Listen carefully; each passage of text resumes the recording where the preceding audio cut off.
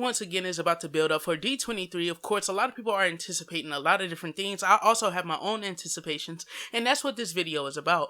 Well, kind of with my expectations as well.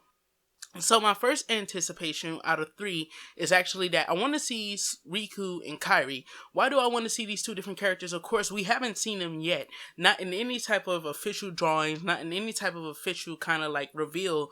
So I definitely want to see these two characters because I know that they're going to have different costumes. If the team actually told Tetsuya Nomura, okay, Sora needs a costume change, then of course, the same is going to be true for Riku and Kairi because, of course, that's what had made them actually change their costumes for Kingdom Hearts 2 as well. I'm pretty sure that was the case, and for probably Dream Drop Distance as well, due to the fact that it takes place, I believe, months or a year after Kingdom Hearts 2. So with that, we can actually look into other things as well.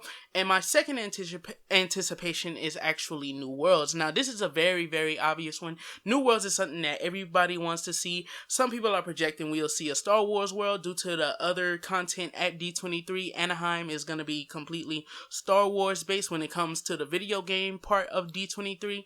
I would definitely like to see a Star Wars world if there is going to be a Star Wars world already in the game. If there isn't going to be a Star Wars world, I would definitely like to see a Toy Story world. Toy Story is one of the biggest Pixar movies ever, man. It's one of the biggest films that actually came out of Pixar ever, and I definitely would love to see Toy Story actually make its way into the Kingdom Hearts series. Of course, as we know, one of the games was actually going to have a Toy Story world, however it wound up never being put into the game for probably certain reasons that was never stated, because of course we was never supposed to know that the world was actually being built into the game. But we did wind up getting the character models for Woody and obviously Buzz Lightyear. It's unrefutable because we can actually see the way how the character models are actually supposed to be detailed, and you can definitely see Woody's hat and Buzz Lightyear's kind of like armor, so you can definitely tell it was them.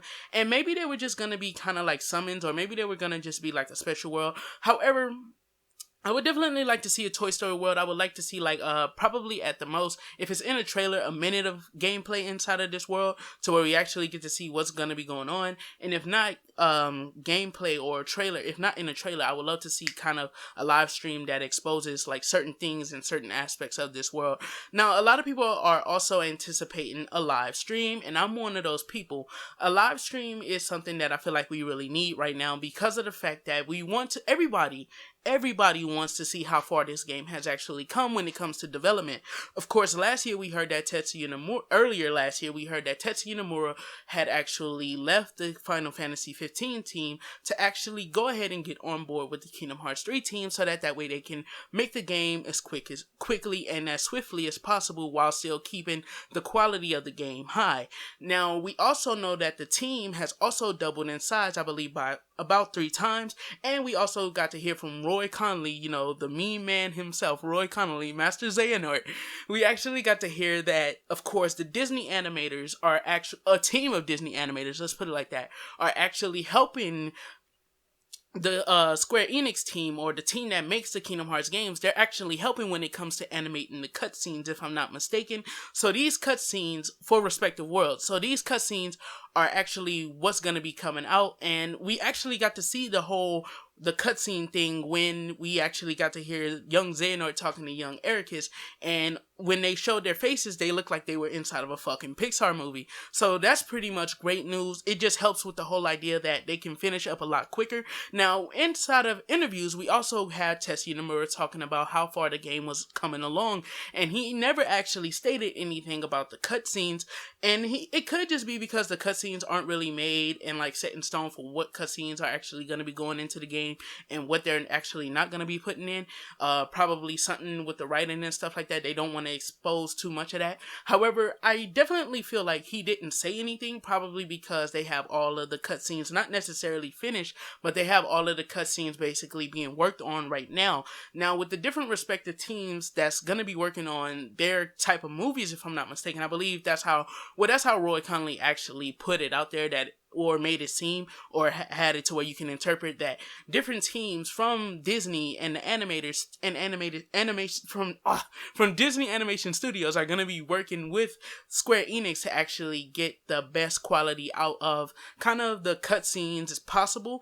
We can definitely concur that basically they are probably working with a lot of different teams to actually get the cutscenes done, and with that we can actually see exactly what's going to be coming out of this.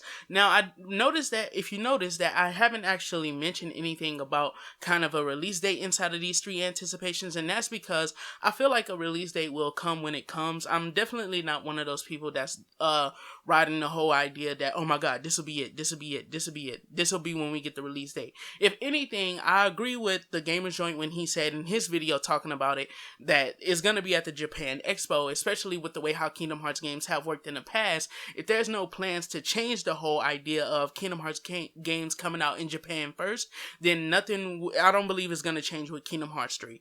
So let's go ahead and get into my expectations. Now, this is actually pretty short. My expectations is that I definitely want to see just as much hype come out of the D23 presentation, trailer, live stream, whatever, that came out of the whole E3 2015 trailer. For the obvious reasons, of course, we definitely want to keep the hype going. The hype is basically what's helping Kingdom Hearts 3 stay relevant, outside of the fact that there's millions of us that are literally waiting for this game to come out. So, of course, that's keeping the hype rolling. As long as the hype is rolling, I definitely feel like we'll be in for a treat at D23. Now, the second thing for my anticipations is that I definitely want to see an abundance of content. That's an expectation because Tetsuya Nomura had actually stated at E3 when he was at Square Enix Presents that there was a lot of things that they wanted to show. They just had to cut certain things out due to the fact that, of course, they have a time window at E3. So I definitely feel like they shouldn't cut back at all. If they have their own type of presentation going on at D23 and they don't have any like time scale because there's nothing actually being live streamed, like, you know, D23 isn't being live streamed when it comes to the amount of trailers and stuff like that they're showing off, then I definitely feel like they need to come with that abundance that he spoke of. Probably not reveal everything because we still have to wait for the Japan Expo next month or later on this month. I forgot exactly how it goes. No, in November, we still have to wait for that event. So definitely don't show us off everything because then the whole Japan event will become null and void when it comes to actually paying to go for those people who are able to get out there to Japan or in Japan that want to be able to go to D23 this year. It'll definitely become null and void if it's the same stuff. And the last expectation is that I definitely do not want to see a continuation of what we saw at E3 2015.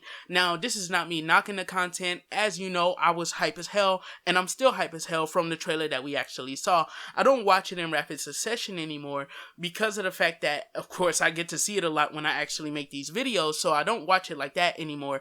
But when I do actually watch it, I still get just as hype as when it was at E3 2015. So I definitely don't want to see anything like this because, of course, it'd just be like a letdown. We waited like for, I believe, a year since Kingdom Hearts 3 content has even been spoken of officially. And of course, we had the trailer that was shown off behind doors at the 2.5 event that showed off a lot of things when it comes to the plot. Now, this trailer could be canned due to the fact that they changed the engine. However, I definitely feel like we will be getting something new and something completely fresh with the way how Tetsuya Nomura actually went about wording how much content they actually have that they can actually show. And he even stated himself that D23 this year, we will be in for a big surprise. So I definitely don't want to see the same thing from E3 because how is it a surprise when it's the same stuff, the same worlds, and of course a continuation of what we've seen. So basically that's everything that I had to say about it. Maybe you guys have some of the same or some different kind of ideas for what you want to see at D23. Let me know in the comment section below. Of course, I'm open to any type of suggestions. I love hearing from you guys when you guys actually do give me feedback. And of course, I'll reply to anything that actually seems appropriate and anything that actually spikes my interest. Of course, there isn't going to be many of you guys. So definitely, I would love to actually get back to a lot of you guys and actually have a discussion with you guys in the comment section below. So don't forget to hit that up, and don't forget to hit that like button and that subscribe button if you're new to the channel. Thank you guys for tuning into the video. This has been your boy Mazia. Don't forget to do a little A-class gaming, and everything you do, don't forget to keep it A-class, and I'll see you guys in the next one. Peace out, Kingdom Hearts fans.